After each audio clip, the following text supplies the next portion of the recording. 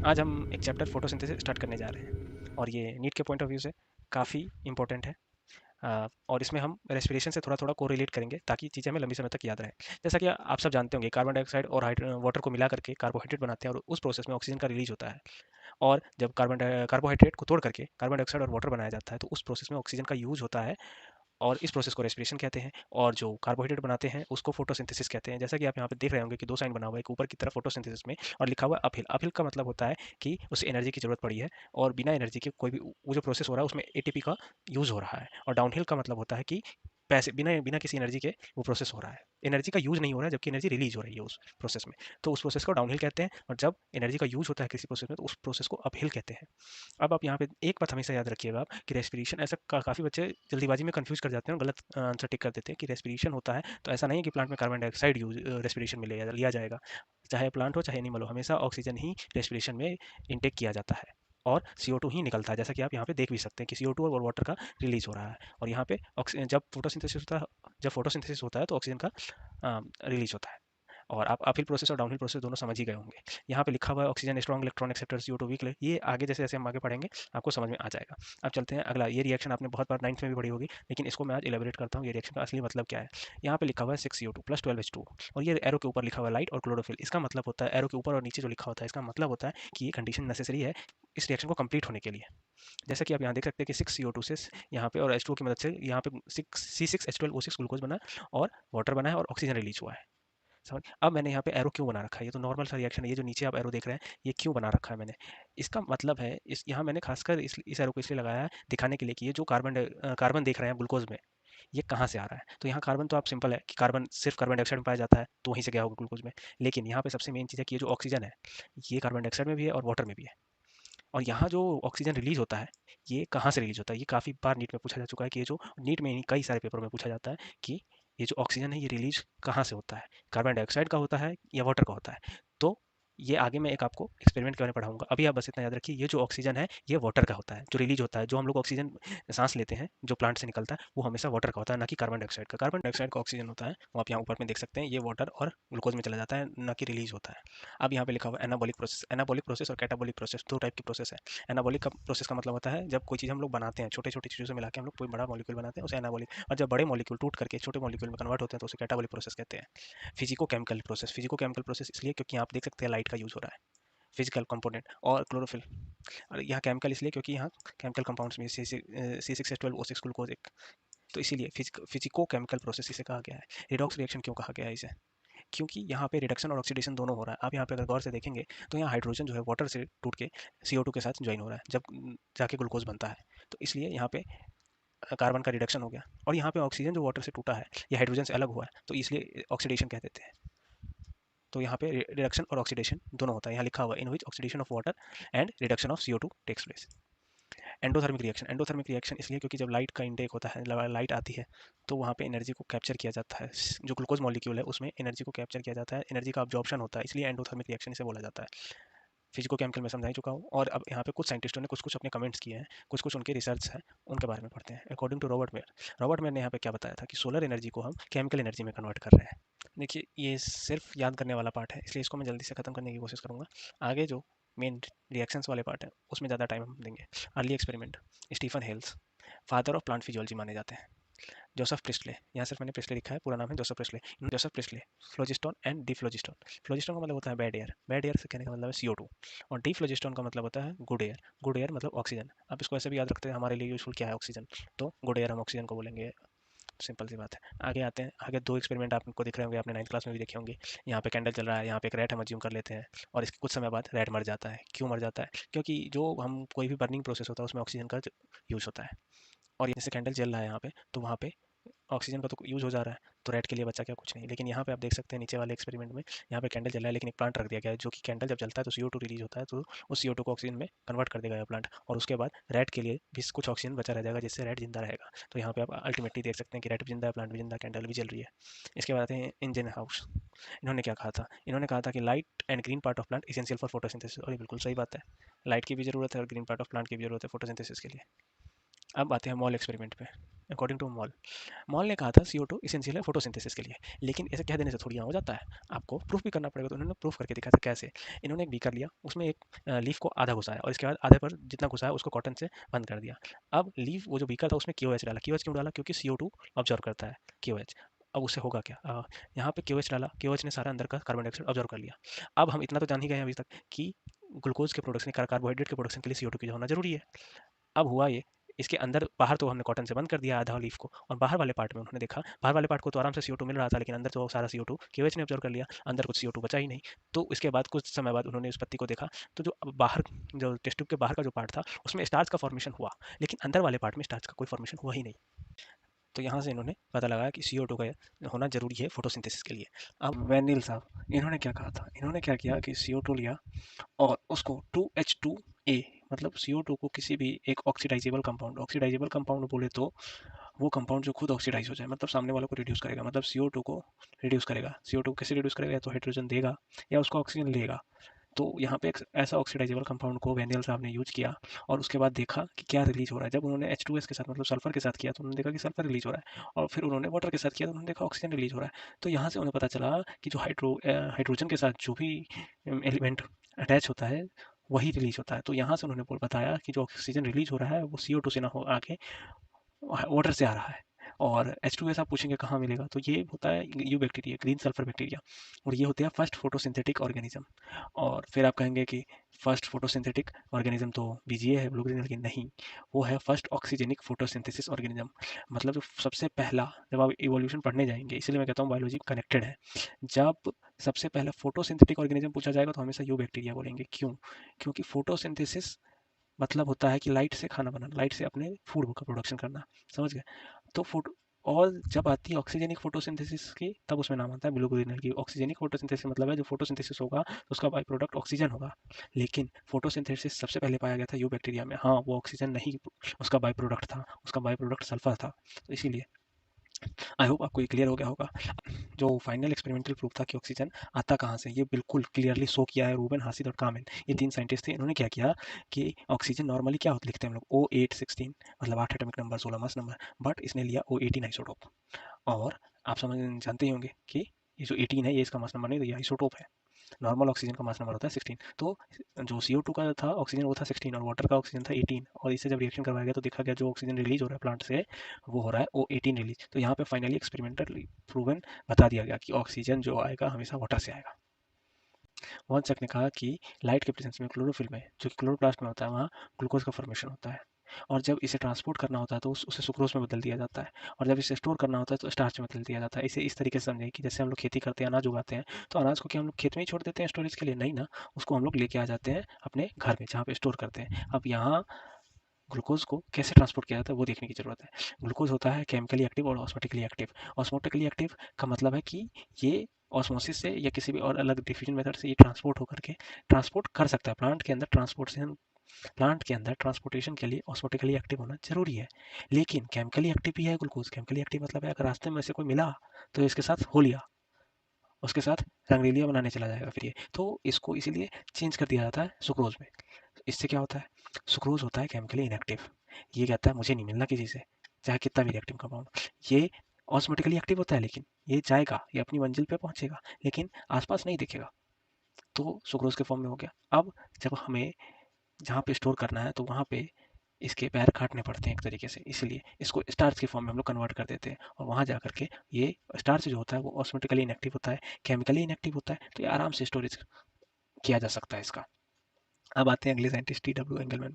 इन्होंने क्या किया, क्लेडोफोरा एल्गी को लिया, एक ऐसे पे ट्रिपलेट या जो भी समझिए उसको बिछा दिया, और एक प्रिज्म लिया, उसके उसके थ्रू व्हाइट लाइट को पास कराया। जब व्हाइट लाइट प्रिज्म के थ्रू पास होगा तो विबग्योर बनता है, ये तो हर एक बच्चे को पता ही है। विबग्योर, वायलेट, इंडिगो, ब्लू, ये सब 400 से 700 नैनोमीटर इनका रेंज होता है वेवलेंथ का। तो इन्होंने देखा कि जो ब्लू और रेड लाइट है उसमें सबसे ज़्यादा क्लेडोफोरा ग्रो कर रहे हैं। क्लेडोफोरा होते हैं एरोबिक बैक्टीरिया, जैसे ही उन्हें ऑक्सीजन मिला उन्होंने ग्रो करना चालू कर दिया, लेकिन ज़्यादा कहाँ पे हो रहा है, तो ब्लू और रेड लाइट पे। इसका मतलब समझ रहे हो कि ज़्यादा फोटोसिंथेसिस कहाँ हो रहा है, ब्लू और रेड लाइट के एरिया में। इसलिए उन्होंने कह दिया कि जो फोटोसिंथेसिस, क्लोरोफिल, इन सब एक्शन स्पेक्ट्रम जो है ना वो ब्लू और रेड लाइट होगा। अब आते हैं रॉबर्ट हिल साहब पे। रॉबर्ट हिल साहब ने क्या किया कि एक स्टेलेरिया प्लांट होता है, उसका थैलेकॉइड लिया। थैलेकॉइड में अभी आगे आपको समझाऊंगा, जब क्लोरोप्लास्ट का पूरा स्ट्रक्चर पढ़ेंगे तब हम लोग थैलेकॉइड को मैं क्लियरली समझाऊंगा। अभी आप समझ लो कोई एक पार्ट है जहाँ पे मेन लाइट रिएक्शन जो होता है ना वहीं पे होता है। अब लाइट रिएक्शन में आगे आपको पढ़ाऊंगा। थैलेकॉइड को लिया, पानी में डाला, वहाँ पे इन्होंने डाला हिल रिएजेंट। इन्होंने 3-4 कंपाउंड को अपने नाम से बोल दिया कि ये सब हिल रिएजेंट है, जिसमें आता है डीसीपी, आईपी, डाइक्लोरोफेनॉल, इंडोफेनॉल, पोटेशियम फेरोसाइनेट, नेचुरल हिल रिएजेंट NADP प्लस। ये नेचुरली पाया जाता है इसलिए इसको नेचुरल हिल रिएजेंट बोल दिया। कुछ नहीं, हिल रिएजेंट का मतलब है कि इलेक्ट्रॉन एक्सेप्ट करेगा। जैसे टू वाटर मॉलिक्यूल, मान लीजिए टू वाटर मॉलिक्यूल मैंने लिया, अब इसको मैं तोड़ूंगा तो क्या आएगा, 4H प्लस आ जाएगा और एक वाटर रिलीज हो जाएगा, और इसके साथ इलेक्ट्रॉन भी रिलीज होंगे कि नहीं, जो 4H प्लस बने उसके भी 4 इलेक्ट्रॉन। तो इस इलेक्ट्रॉन को कौन एक्सेप्ट करेगा, इस इलेक्ट्रॉन को एक्सेप्ट करेगा NADP प्लस, समझे, या DCP-IP या जो भी हिल रिएजेंट, समझ गए।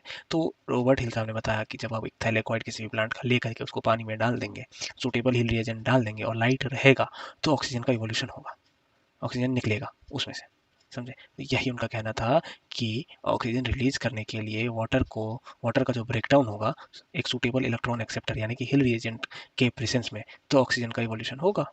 अब आते हैं साइट ऑफ फोटोसिंथेसिस पे। देखो भैया, प्रोकैरियोट होता है, सब जानते हैं, उनके पास तो और सेल ऑर्गेनेली होता ही नहीं है। तो फोटोसिंथेसिस के लिए यूं बैक्टीरिया में एक अलग से एक छोटा सा ऑर्गेनेली होता है, क्रोमेटोफोर उसको कहते हैं, और ब्लू ग्रीन एल्गी में होता है एक थैलेकॉइड लैमेले। थैलेकॉइड लैमेले क्या होता है मैं अभी आपको बताऊंगा, बस अभी याद रखने की चीज़ है। यूकैरियोट्स में होता है प्रॉपर क्लोरोप्लास्ट। अब देखो नीचे मैंने एक छोटा सा क्लोरोप्लास्ट बनाने का ट्राई किया था, एग्जैक्ट तो बन नहीं पाया, एग्जैक्ट क्या उसके आसपास भी नहीं है, लेकिन हमें तो स्ट्रक्चर से मतलब है, पढ़ने से मतलब है। बाकी बात बाकी ड्राइंग तो हमें करनी नहीं है। सबसे बाहर है आउटर मेम्ब्रेन, उसके अंदर होता है इनर मेम्ब्रेन। अब दोनों देख सकते हैं, दो मेम्ब्रेन हो गए। क्लोरोप्लास्ट का अपना डीएनए होता है, ये बहुत खास बात है, इसको ध्यान रखें। क्लोरोप्लास्ट का अपना डीएनए होता है, माइटोकॉन्ड्रिया का भी अपना डीएनए होता है। यही दो ऐसे सेल ऑर्गेनेली है जो उनका अपना डीएनए होता है। बाकी सेल ऑर्गेनेली न्यूक्लियस में जो डीएनए होता है उसी से कंट्रोल होते हैं। ये भी कंट्रोल उसी से होते हैं, लेकिन कुछ अपनी प्रोटीन्स बना लेते हैं। अब अंदर आते हैं, कुछ स्टार्च ग्रेन्यूल्स मतलब स्टार्च के पार्टिकल्स होंगे ऐसा, और ये जो खाली जगह है दिख रहा है आपको, उसको कहते हैं स्ट्रोमा या मैट्रिक्स, समझ गए। और ये जो आपको गोल गोल से एक के ऊपर एक, इसको आप समझो कि जैसे किसी ने सिक्के के ऊपर सिक्का, सिक्के के ऊपर सिक्का ऐसे रख दिया हो। एनसीईआरटी में पढ़ने जाएंगे तो एनसीईआरटी में लिखा हुआ है लाइक पाइल ऑफ कॉइन्स। इसी को कहते हैं ग्रैनम थैलेकॉइड, और इसके सिंगल को बोल देते हैं थैलेकॉइड, जो कि अभी मैंने बताया कि रॉबर्ट हिल साहब ने थैलेकॉइड ऑफ एस्टेलेरिया प्लांट लिया था, तो वही थैलेकॉइड को लिया था, समझ गए। तो यह है ग्रैनम थैलेकॉइड दोनों तरफ, और दो ग्रैनम थैलेकॉइड जो कनेक्ट करने वाला एक पाइप जा रहा है, इसको कहते हैं स्ट्रोमा थैलेकॉइड या स्ट्रोमा लेमिना या फ्रेट चैनल। आपको जो बोलना है बोलो, इसमें से तीनों में से कोई भी वर्ड आ सकता है एग्जाम में, इसलिए तीनों ध्यान रखो। खाली जगह को कहते हैं स्ट्रोमा या मैट्रिक्स कह देते हैं, यहाँ भी और माइटोकॉन्ड्रिया में भी मैट्रिक्स कह देते हैं, समझ गए। अब आते हैं थैलेकॉइड को थोड़ा डिटेल में पढ़ते हैं। थैलेकॉइड जो बाहर वाला ऊपर वाला पार्ट होगा, जो किसी से टच नहीं कर रहा होगा, एक्सपोज होगा लाइट में, उसको कह देंगे नॉन एप्रेस्ड पार्ट। और जो पार्ट टच होता है ऊपर वाले, जैसे एक कॉइन को रखेंगे तो उसका ऊपर वाला पार्ट ऊपर वाले कॉइन के निचले वाले पार्ट से टच होगा, तो उसको कह देंगे एप्रेस्ड पार्ट। तो आपको बस इतना याद रखना कि एप्रेस्ड पार्ट जो होता है उसमें होता है PS2, और जो नॉन एप्रेस्ड पार्ट होता है उसमें PS1। PS1 क्या है, फोटो सिस्टम, PS2 क्या है, photo system 2, PS1 photo system 1। बस ये चीज़ आपको यहाँ पे ध्यान देनी है आपको। और ये जो स्ट्रेमा थैलेकॉइड होता है इसमें भी PS1 ही होता है। PS1 क्यों इधर होता है और क्यों नहीं, ये मैं आपको बताऊंगा। अब बस इतना ध्यान रखिए कि जो एप्रेस्ड पार्ट होता है वो PS2 होते हैं। आगे आप पढ़ते हैं पिगमेंट्स के बारे में। पिगमेंट्स ज़्यादा पिगमेंट है नहीं, फटाफट पढ़ के इसको खत्म करते हैं। Chlorophyll, chlorophyll A B C D आप सबने पढ़ा ही होगा। क्लोरोफिल होता है, ए जो होता है वो यूनिवर्सल होता है, मतलब कि जितने भी oxygenic photosynthetic organism, oxygenic photosynthetic organism मैंने बताया कि जो ऑर्गेनिज्म फोटोसिंथेसिस करेगा और उसका बाय प्रोडक्ट ऑक्सीजन होगा उसको कहेंगे ऑक्सीजेनिक फोटोसिंथेटिक ऑर्गेनिज्म। और जब क्लोरोफिल ए ये जो है ये सारे ऑक्सीजेनिक फोटोसिंथेटिक ऑर्गेनिज्म में प्रेजेंट होता है, बस ये याद कर। Light is essential for their formation, इसके जरूर बनने के लिए लाइट की जरूरत होती है, और ये वाटर में इनसॉल्युबल होता है। इसको कैसे बनाया जाता है, ग्लाइसिन प्लस सक्सिनाइल कोई मिलके एक कंपाउंड बनाता है जिसको कहते हैं प्रोटोक्लोरोफिल। उसके बाद उसमें दो हाइड्रोजन का और एडिशन होता है लाइट के प्रेजेंस में, इसीलिए ऊपर बोला कि लाइट का जरूरत है इसे बनाने के लिए। तो प्रोटोक्लोरोफिल से बनता है क्लोरोफिल। क्लोरोफिल का ए का फॉर्मूला है C55H72O5N4Mg। फॉर्मूला से ज़्यादा इंपॉर्टेंट है स्ट्रक्चर। स्ट्रक्चर में सबसे ज़्यादा इंपॉर्टेंट क्वेश्चन पूछा जाता है कि क्लोरोफिल ए में कितने टाइप के बॉन्ड प्रेजेंट होते हैं। आप यहाँ पे देख सकते हैं जो Mg बीच में होता है, चारों तरफ नाइट्रोजन है, और चौथे नाइट्रोजन से एक एस्टर बॉन्ड के थ्रू नीचे 20 कार्बन की फाइटोटेल प्रेजेंट होती है। ऊपर वाले पूरे को पोरफायरिन हेड कहते हैं। ये होता है हाइड्रोफिलिक। हाइड्रोफिलिक मतलब वाटर लविंग। यहाँ से मैं आपको दो टर्म समझाता हूँ, हाइड्रोफिलिक और हाइड्रोफोबिक। हाइड्रोफोबिक का मतलब होता है कि फोबिया, हाइड्रो मतलब वाटर, फोबिक मतलब फोबिया, मतलब कि वाटर से भागेगा, दूर जाएगा, फोबिया है उसको, मतलब वाटर रिपील करेगा, वाटर को रिपील करेगा, वाटर के पास नहीं जाना चाहेगा। और हाइड्रोफिलिक, हाइड्रो मतलब वाटर, फिलिक, फिलिक मतलब लविंग, मतलब पानी उसको प्यार है, वो पानी के पास जाएगा, पानी से इंटरेक्ट करेगा। तो ऊपर वाला पार्ट हो गया पोरफायरिन हेड, नीचे वाला पार्ट हो गया फाइटोटेल। आप ऊपर देखिए, चारों तरफ तीन जो नाइट्रोजन है वो सिर्फ और सिर्फ Mg से बॉन्ड बना रहे हैं, ये कोवलेंट बॉन्ड है। यहाँ नाइट्रोजन एक बॉन्ड इधर भी बना रहा है, एक एस्टर बॉन्ड भी इधर बना रहा है carboxyl C double O carboxyl group के साथ। और ये जो नाइट्रोजन अभी इधर भी बॉन्ड बना रहा है Mg के साथ भी, तो Mg के साथ जो बॉन्ड बनाएगा वो बनाएगा कोऑर्डिनेट बॉन्ड। तो आपको यहाँ समझ में आ गया होगा कि जो 4 पायरोल रिंग जो नाइट्रोजन के साथ जो है पायरोल रिंग है, समझ गए, इस पूरे को कहेंगे porphyrin head. 4 pyrrole ring plus magnesium मिला करके होता है porphyrin head. How many type of bond is present, तो आंसर होगा सीधे 3। कौन कौन से, कोऑर्डिनेट कोवलेंट एस्टर, कौन कौन से, कोऑर्डिनेट कोवलेंट एस्टर, CCE। आप ऐसे याद रखें। क्लोरोफिल बी कुछ नहीं, C55H70O6N4Mg, इसको करो क्लोरोफिल ए से कंपेयर, अपने आप समझ में आ जाएगा क्या डिफरेंस है। 2 हाइड्रोजन नहीं है और उसकी जगह पे एक ऑक्सीजन बढ़ गया है। एम्ब्रायोफाइटा और क्लोरोफाइल सी, एक बार बस देखने की जरूरत है, उतना रटने की जरूरत नहीं है। क्लोरोफिल सी, इसको आप आसानी से याद रख सकते हैं, क्यों, क्योंकि इसका सारा स्ट्रक्चर सेम होता है क्लोरोफिल ए जैसा, बस इसमें फाइटोटेल नहीं होता है। 20 कार्बन खत्म, तो उसके हिसाब से हाइड्रोजन भी खत्म कर दो, बस इसको ज्यादा रटने की जरूरत है ही नहीं। क्लोरोफिल डी, ये होता है रोडोफाइसी, रेड एल्गी, आपने पढ़ा ही होगा बायोलॉजी के सेकंड चैप्टर में, क्लास 11th। क्लोरोफिल ई जेंथोफाइसी है, ये होता है येलो एल्गी। आप एक बार को इसको रट सकते हो, ज़्यादा कभी पूछा नहीं गया है, बस दोस्त के सामने आप थोड़ा सा नॉलेज छाड़ना है कि तेरे को ये नहीं पता, मुझे पता है। क्यों पता है, क्योंकि मैंने कॉमकल इन्फो को सब्सक्राइब कर रखा है। तो चलिए अब आते हैं कैरोटीनॉइड्स पे।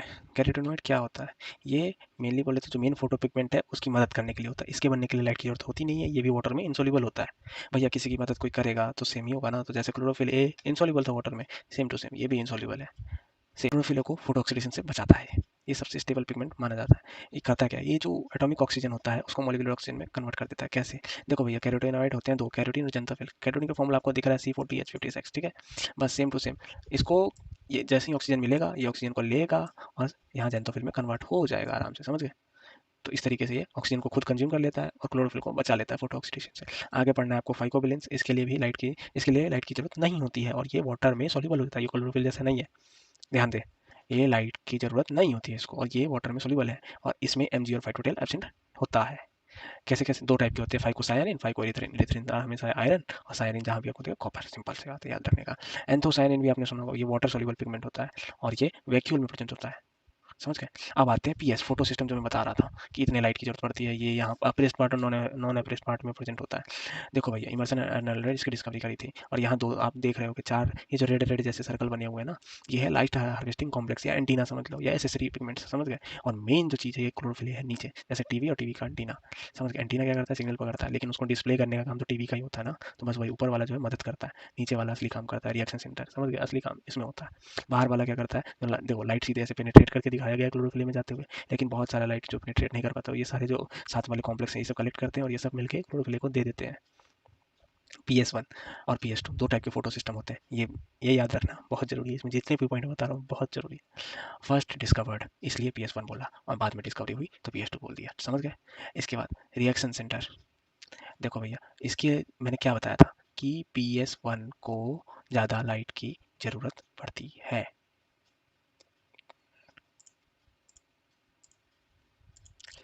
देखो अभी हमने क्या पढ़ा था कि एब्रेस्ट पार्ट में, एब्रेस्ट मतलब कि जो एक दूसरे से टच हो रहा है वहाँ होता है PS2 और जो नॉन एब्रेस्ट पार्ट होता है उसमें होता है PS1।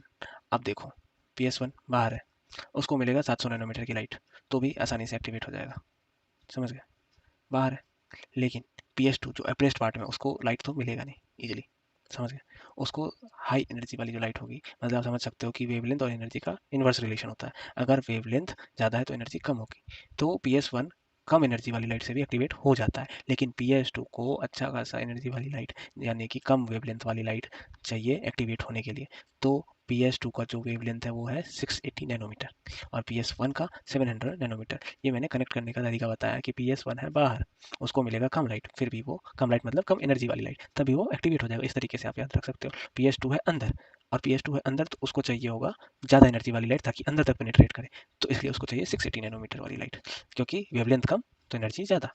आई थिंक आपको क्लियर हो चुका होगा, ये मैंने बस कनेक्ट करने के लिए बोला है कि आपको कैसे लोकेशन और वेवलेंथ दोनों का याद रहे और बिना किसी कंफ्यूजन के आप टिक सही आंसर टिक करके आओ।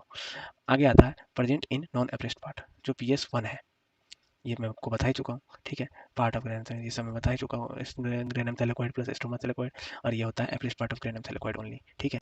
अब आते हैं प्रेजेंट वर्ड स्ट्रोमा, जो लिखा हुआ है इसको समझाने, जैसे मान लीजिए ये है एक थैलेकोइड, ठीक है।